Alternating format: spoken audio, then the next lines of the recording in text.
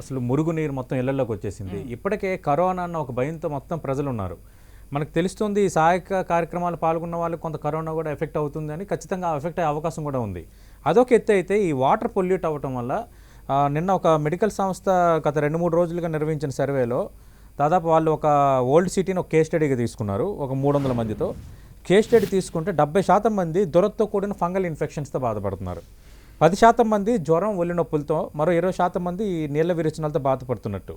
అంటే ఖచ్చితంగా ఈ మురుగునీరు వల్ల ఈ సమస్య వస్తుందా? ఇది రాకుండా ఉండాలంటే మనం ఎలాంటి జాగ్రత్తలు తీసుకోవాలి?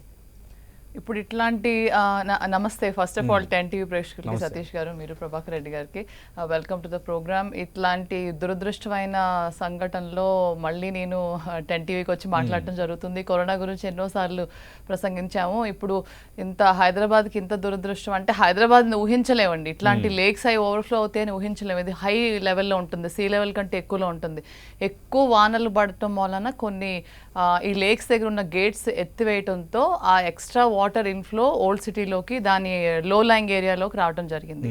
అది ఒక బ్యాడ్ లక్ సిచ్యువేషను. అయితే ఇది ఎన్నో ఇయర్స్ నుంచి వచ్చే టౌన్ ప్లానింగ్ వైఫల్యంతో అట్లా అక్కడ వాటర్ క్లాగింగ్ అవటం జరిగింది. ఈ అవుట్లెట్స్ అన్ని కూడా బ్లాక్ అవటం, ఎన్క్రోచ్మెంట్, డ్రైనేజ్ వ్యవస్థ సరిగ్గా లేకపోవటం, ఇది టోటలీ సిటీ ప్లానింగ్లో ఫెయిల్యూర్. లేదంటే హైదరాబాద్ లెవెల్కి గేట్స్ ఎత్తేయటంతో వాటర్ క్లాగింగ్ జరగకూడదు. సరే, అది జరిగింది. అయితే జరిగినందుకు వాటర్ క్లాగింగ్ అయినందుకు ఇప్పుడు ఏమవుతుందంటే వాటర్ అవుట్ఫ్లో, ఇన్ఫ్లో వాటర్ బయటకు వెళ్ళటానికి లేదు. ఆల్రెడీ ఉన్న డ్రైన్స్ లోంచి వచ్చిన వాటర్ కూడా బయటకు వచ్చేసి అవుట్ఫ్లో బ్లాక్ అయిపోతుంది. సో వాటర్ ఎటు వెళ్ళటానికి లేదు, కంప్లీట్ క్లాగింగ్ అవుతుంది. అయినప్పుడు ఏమవుతుంది, డ్రైన్స్ లో ఉన్న ఇరుక్కుపోయే ఐటమ్స్ అన్ని కూడా, అంటే గార్బేజ్, అయితే ఇంకా యానిమల్, ఇప్పుడు ఇట్లాంటి వరదలు వచ్చినప్పుడు ఎన్నో ఇళ్లలో ర్యాట్స్ ఉంటాయి, రోడెంట్స్ ఉంటాయి, ఇవన్నీ చనిపోతాయి. ఆ ర్యాట్ యూరిన్ లోంచి వచ్చే లెప్టోస్పైరోసిస్ అని వస్తుంది. ఆ లెప్టోస్పైరోసిస్ ఓపెన్ వూండ్స్ మీద నుంచి అటాక్ అయ్యి లోపలికి వెళ్తుంది. ఆ క్రిములు వెళ్ళి అది సెంట్రల్ నర్వస్ సిస్టమ్ కూడా డ్యామేజ్ చేస్తుంది. కోమా, మెనింజైటిస్, ఇట్లా ఫీవర్ అవి కూడా రావచ్చు. అయితే ఎన్నో రకాల స్కిన్ డిజీజెస్ ఎందుకు వస్తాయంటే కౌ యూరిన్, యానిమల్ ఫీసీస్, హ్యూమన్ ఫీసీస్, అంటే హ్యూమన్ వేస్ట్ తో ఏర్పడిన ఆ కలయికతో వచ్చిన బ్యాక్టీరియా అన్ని కూడా స్కిన్ ని డ్యామేజ్ చేస్తాయి. కాలరా ఇట్లాంటివి, typhoid, gastroenteritis, hepatitis A, hepatitis C, ఇలాంటి కూడా బ్లడ్ బోన్ కూడా రావచ్చు. ఎందుకంటే ఇప్పుడు కరోనా గురించి చాలా మెడికల్ వేస్ట్ చాలా ఉంది. మాస్క్స్ అవనివ్వండి, ఇంజెక్షన్స్ అవనివ్వండి, ఇలాంటివన్నీ బ్లడ్ ప్రోడక్ట్స్ కూడా చాలా గార్బేజ్ మనం వేస్ట్ డిస్పోజల్ చేస్తున్నాం. ఈ వేస్ట్ డిస్పోజల్ కూడా ఏకమైపోయి ఇప్పుడు కార్లు, స్కూటర్సే మునిగిపోయినాయి అంటే ఒక మనిషి హైట్ మిక్స్ అయిపోయింది. ఎగ్జాక్ట్లీ 5 feet వరకు మిక్స్ అయిపోయింది వాటర్. 5 feet డెప్త్ లో వాటర్ మిక్స్ అయిపోయింది. Old city most highly populated, dense population, ఇరుగ్గా ఉన్న వ్యవస్థలో. సో అటువంటిప్పుడు ఏమవుతుందంటే గార్బేజ్, డ్రింకింగ్ వాటర్ అన్ని మిక్స్ అవడంతో చాలా డేంజరస్ సిచ్యువేషన్ ఏర్పడుతుంది. ఇమీడియట్ గా వచ్చేది ఏది కూడా viral disease in the water bone immediate గా వస్తాయి. ఆ తర్వాత వెక్టర్ బోన్ వస్తాయి. ఒక 2 weeks తర్వాత వెక్టర్ బోన్ అంటే మస్కిటోస్, డెంగ్యూ, మలేరియా ఇవన్నీ వస్తాయి. ఇనిషియలీ వచ్చేది ఎప్పుడు కూడా వాటర్ బోన్. అంటే ఇందులో గ్యాస్ట్రోఎంట్రైటిస్, హెపటైటిస్ ఏ కామన్ గా వస్తుంది, కాలరా, టైఫాయిడ్, ఇంకోటి క్రిములు ఇట్లా వర్మ్స్ ఉంటాయి చూడండి, హెల్మెంథియాసిస్, వాలెంటిడియాసిస్ అంటారు, హెల్మెంథియాసిస్, ఇట్లాంటి worm infections, gastro intestinal infections రావచ్చు. అయితే కొలరా అయితే కనుక బాగా బ్లడీ, వాటరీ డయేరియా వస్తుంది, ఇమీడియట్ డెత్ ఉంటుంది ఒక్కోసారి 1-2 days లోనే. డిహైడ్రేషన్కి వెళ్తారు. ఇవే మీరు చెప్పిన వాంతులు, విరోచనాలు అన్నారు చూడండి, అది. ఇది కాకుండా పాపం ఆల్రెడీ బాధపడే కరోనా వ్యాధి ఉంది, పాండమిక్ ఉంది కనుక రెస్క్యూ చేయడానికి వెళ్ళిన NDRF, police, GHMC organisations, government తరపున వాలంటీర్స్ వెళ్ళిన వాళ్ళకి చాలా రిస్క్. వాళ్ళ చేయి పట్టుకుని బయటికి తీసుకురావాలి, వాళ్ళకి మాస్క్స్ ఉండవు, ఈ హ్యాండ్ వాష్ టెక్నిక్స్ అనేది ఇంకా అసలు ఇప్పుడు పాటించలేని పరిస్థితి. అది కాక తర్వాత స్లిట్ ఉంటుంది, మడ్ అంటే బురదతో వచ్చేవన్నీ కూడా రోడెంట్ డెత్ తో, ఎక్కువగా రోడెంట్స్, యానిమల్ డెత్, యానిమల్ ఫీసీస్ తో వచ్చినవి నేను చెప్పిన డిజీజెస్ కొన్ని రావచ్చు అనమాట. సో ఇప్పుడు అర్జెంట్ గా వీళ్ళకి ఏర్పాటు చేయాల్సింది ఏంటి అంటే క్లీన్ డ్రింకింగ్ వాటర్. అక్కడ నుంచి రెస్క్యూ చేయటమే కాకుండా క్లీన్ డ్రింకింగ్ వాటర్ అంటే మనకి ఆల్రెడీ వస్తున్న మంజీరా వాటర్, మున్సిపాలిటీ వాటర్ ని మనం ఇప్పుడు ట్రస్ట్ చేయలేం. ఎందుకంటే మున్సిపాలిటీ ట్యాంక్స్, రిజర్వాయర్స్ అన్ని కూడా బ్యాక్ ఫ్లో అయిపోయినాయి. సో మనం ఈ వాటర్ని క్లోరిన్ ఎక్కువ మాత్రంతో డ్రై క్లోరిన్తో మనం డిస్ఇన్ఫెక్ట్ చేయాల్సి వస్తుంది. జిహెచ్ఎంసీ వాళ్ళు ఈ జాగ్రత్త పడుతూ ఉంటుంటారు. మనం కూడా ఇంట్లో 60% కంటే ఎక్కువ క్లోరినేట్ చేసుకోవాలి, లేదంటే కనీసం హాట్ బాయిల్ చేసుకోవాలి. ఒక 5 to 10 minutes బాయిల్ చేసుకున్న వాటర్ అయితే మీకు తీసుకోవచ్చు అనమాట. క్లీన్ డ్రింకింగ్ వాటర్, హ్యాండ్ వాష్కి కూడా మనకు వాటర్ లేకపోవడం చాలా దురదృష్టం. ఇప్పుడు ప్రభాకర్ రెడ్డి గారు చెప్పినట్టు ఇందులో చాలా అడ్మినిస్ట్రేటివ్ టెక్నిక్స్ చాలా అవసరం. అక్కడ ఉన్న వాళ్ళని అర్జెంటుగా రెస్క్యూ చేసి ఇంకెక్కడికన్నా ఎత్తు ప్రాంతం, డ్రై ప్రాంతం మీదకి తీసుకెళ్ళటం అతి అవసరమైన ఎమర్జెంట్ రిక్వైర్మెంట్.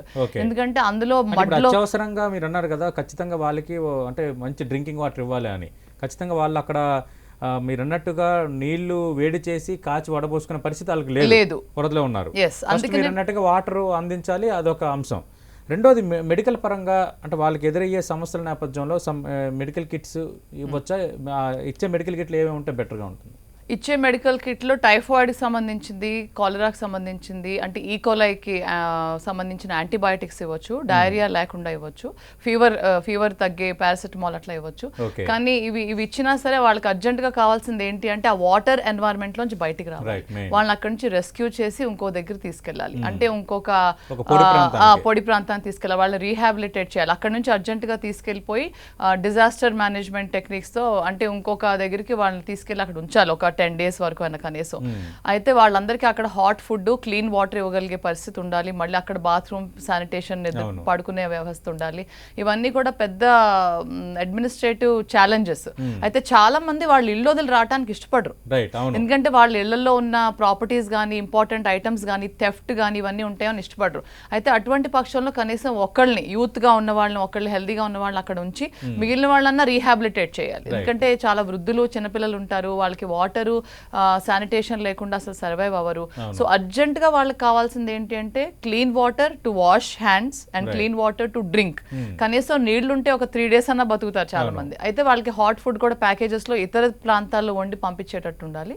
కొన్ని హెల్త్ కిట్స్ ఎలా ఉండాలంటే హెల్మెంథియాసిస్ అంటే ఐవర్మెక్టిన్ లాంటివి, ఆల్బెండజోల్ ఇలాంటి వర్మ్ ఇన్ఫెక్షన్స్ రాకుండా, కాలరా, టైఫాయిడ్ ఇవి అర్జెంట్ గా ప్రివెంట్ చేయాల్సింది మనం ఏంటి అంటే హెపటైటిస్, కాలరా, టైఫాయిడ్, హెల్మెంథియాసిస్, లెప్టోస్పైరోసిస్ ఇవి అర్జెంట్ గా వాళ్ళని మనం ప్రివెంట్ చేయాలి. ఇది కాకుండా కరోనా ప్రికాషన్స్ కూడా తీసుకోవాలి. ఇప్పుడు చూడండి, రెఫ్యూజ్ హోమ్స్ లో పెట్టిన వాళ్ళందరూ కూడా, ఇప్పుడు ఎవరైతే రెస్క్యూ హోమ్స్ లో పెట్టిన వాళ్ళందరూ కూడా అక్కడ మళ్ళీ కరోనా పెరిగిందని తెలుస్తుంది.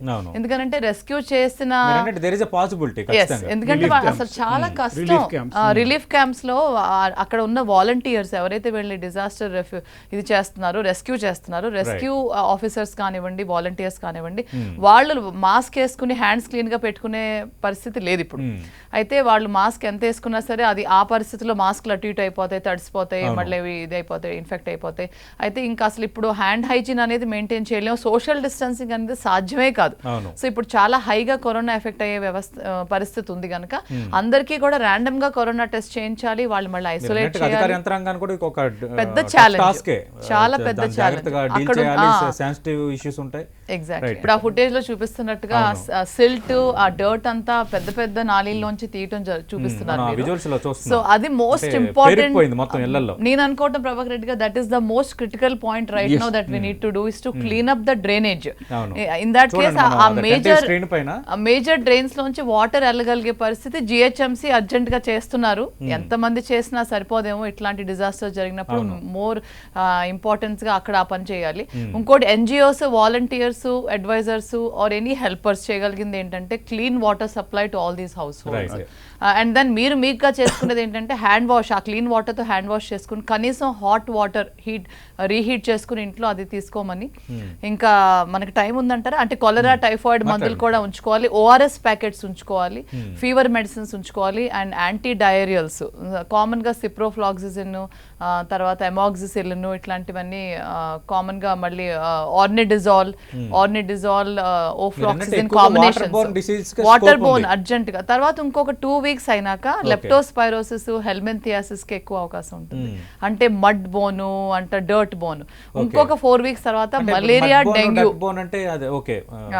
అంటే బ్లడ్ బోన్ అంటే ఇప్పుడు మన మామూలుగా కాంటాక్ట్ తో వచ్చాయి, అంటే ఏదైనా యూరిన్, ఫీసిస్ అన్ని మిక్స్ అయిపోతే వచ్చే అన్ని కూడా ఇన్ఫెక్షన్స్ అన్ని వస్తాయి. అంటే హెపటైటిస్, తర్వాత టైఫాయిడ్, లెప్టోస్పైరోసిస్, హెల్మెంథియాసిస్, మళ్ళీ ఇందులో టీబీ రావచ్చు, ఇతర వేరే కొన్ని రకాల ఎయిర్ బోన్ కూడా రావచ్చు. ఎందుకంటే ఇవంతా మళ్ళీ మడ్తో ఎయిర్ బోన్ ఇన్ఫెక్షన్ కూడా వస్తుంది. ఫ్లూ ఇలాంటివి కూడా, అంటే సీజనల్ ఫ్లూ, కరోనాయే కాకుండా సీజనల్ ఫ్లూ, ట్యూబర్క్యులోసిస్ కూడా ఎఫెక్ట్ అవ్వచ్చు. ట్యూబర్క్యులోసిస్ ఓన్లీ లంగ్స్ కి ఎఫెక్ట్ అవుతుంది అనుకుంటారు చాలా మంది, అది గ్యాస్ట్రోఇంటెస్టినల్ సిస్టమ్ కూడా ఎఫెక్ట్ అవుతుంది. అది కాకుండా హెపటైటిస్, లివర్ కే ఫెయిల్యూర్ అయ్యే అవకాశం ఉంది. ఇంకోటి ఇట్లా ఇంజరీస్, అంటే కాళ్ళకి అట్లా కట్స్ ఉంటాయి కదండి, పుళ్ళు అయి ఉంటాయి, ఆ పుళ్ళకి ఎక్స్పోజ్ అయ్యే క్రిములు ఉంటాయి, కొన్ని worm infections, cellulitis, skin infections ఉంటాయి. ఇంకా తర్వాత కొన్నాళ్ళు ఆగాక ఆయన చెప్పినట్టు స్టేజ్ 2 అంటే అది మలేరియా, డెంగ్యూ ఇలాంటివన్నీ.